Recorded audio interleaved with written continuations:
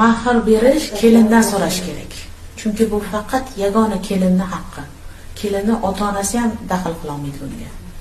Kuyovni o'zi ham daxl qila olmaydi. Kuyovni ota-onasi ham qila olmaydi. Kuyov borib yoki kuyovni vakili borib, qiz, ya'ni turmushga rozi bo'lgan qizdan qancha mahr so'raysiz deb so'raladi. U qancha mahr so'rasa haqqi bor. Uni hech kim chegaralay olmaydi.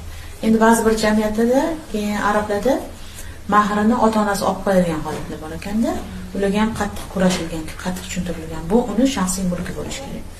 Shuning uchun ba'zi qizlarimiz iymanadi. Ularga oldindan tushuncha berilmagan bo'ladi. Nikoh paytida nima desa, xo'p deb yuboraveradi, keyin o'shani ushlab oladi. Tomon bitta uzulga xo'p degansan yoki bo'lmasam o'sha uchrashuvda chiqqan paytda berilgan sovg'aga ko'nib qoladi. Yo'q, hozir qizlarimizga uni tushuntirishimiz kerak va o'g'illarimizga tushuntirishimiz kerak. Og'rinmasdan buni yengil qilib, keyin quruq va'dan berib qo'yib, to'y o'tgandan keyin 3-4 ta bola bo'lgandan keyin bermay cho'zib yurish bu noto'g'ri narsa. Chunki Qur'onda zikri kelgan. To'g'ri o'rinda shu mahr zikri kelgan, beringlar deb. Chin ko'ngildan chiqarib, og'rinmasdan beringlar deyilgan.